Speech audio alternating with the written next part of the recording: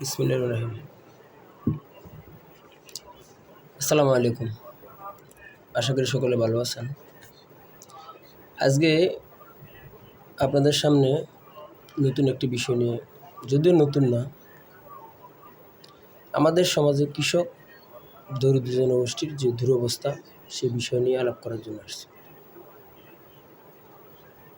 সংক্ষিপ্ত আকারে বলবো, যদিও বিষয়টা ব্যাপক, আর পুরোটাই বলার মতো এখানে স্কোপ থাকবে না হয়তো।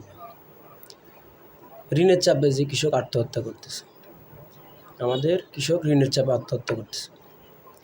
প্রথমত, গত কয়েক বছর যে ব্যাপক হারে বেড়েছে আত্মহত্যা, তার অন্যতম কারণ রাজনৈতিক এবং অর্থনৈতিক অস্থিরতা। আমরা সবাই জানি যে কোনো রাজনৈতিক সন্ধিক্ষণ এবং অর্থনৈতিক দুরবস্থার সরাসরি প্রান্তিক জনগোষ্ঠীর উপর গিয়ে পড়ে।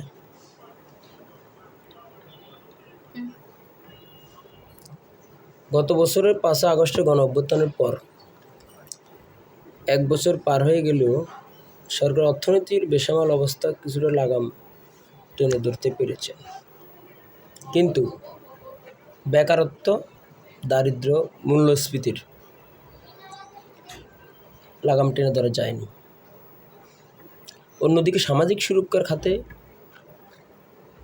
যে সামাজিক সুরক্ষার কর্মসূচির আওতায় অনেক কৃষক বাদ পড়েছেন, আর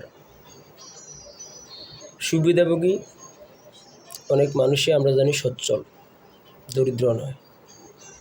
এখানে গত সরকারের আমলেই কিছু দুর্নীতি হয়েছে।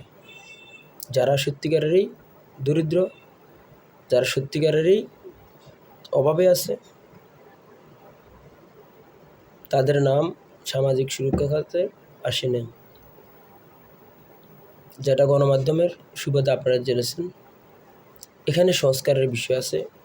আশা করি এই সরকার এই সংস্কারটুকু করবে। যাই হোক, প্রথমে আসি যে জিনিসটা নিয়ে, সেটা হচ্ছে কৃষক যে ঋণের চাপে আত্মহত্যা করতেছে, এটার দায় সরকার এড়াতে পারে না। আমরা উচ্চবিত্ত এড়াতে পারবো না।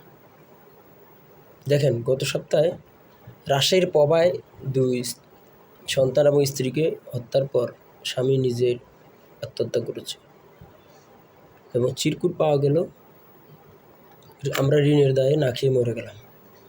এই না খেয়ে মরে গেলাম এই বিষয়টা শুনতে কত হৃদয় বিদারক। আসলে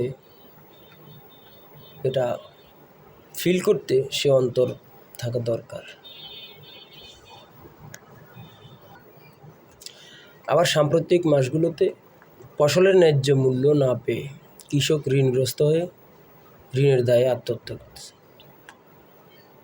এই দুটো আত্মহত্যাই কোনোভাবেই বিচ্ছিন্ন ঘটনা বলতে পারি না।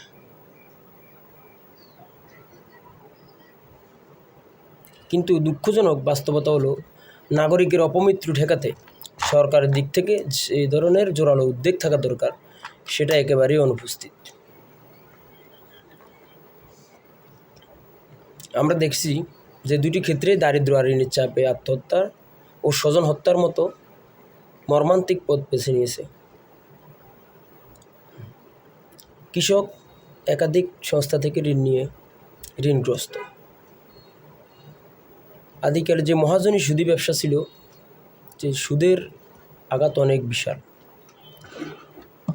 এখনও সেই মহাজনী সুদের ব্যবসা এবং যে অহরহ এনজিও সংস্থা অধিক হারে সুদের বিনিময়ে ঋণ দেয়, এবং আমাদের গরিব চাষিরা উপায় না থাকার কারণে ঋণ নিতে বাধ্য।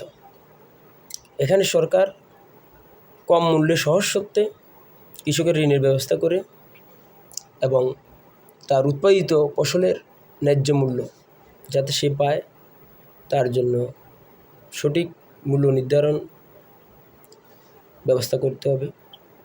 এবং সিন্ডিকেটের কষাঘাতে কৃষক এবং সাধারণ ভোক্তা সকলেই কিন্তু জর্জরিত।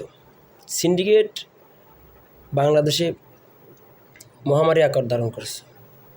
যে সরকার আসে সেই সরকারে বলে সিন্ডিকেটের হাত বিশাল লম্বা। কত বড় লম্বা আসলে সেটা মেপে দেখার মতো শক্তি আমাদের নাই। সরকার আসলে চেষ্টা করলে এই সিন্ডিকেট ভাঙা কোনো বিষয় আমি বলে মনে করি না। এখন সংস্কার যে কথাটা রব হয়ে দাঁড়িয়েছে, এই সংস্কার সরকার করতে হবে। সংস্কারের পদচিহ্ন সকল সেক্টরে রেখে যেতে হবে, যেহেতু অনেক অকালে প্রাণ ঝরেছে, তরুণ তাজা রক্ত দিয়ে একটা অভ্যুত্থান হয়েছে। যেহেতু এই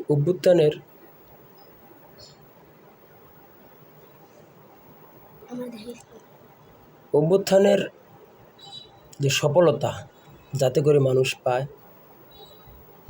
সেটার ব্যবস্থা করতে হবে, নতুবা বিফলেই যাবে।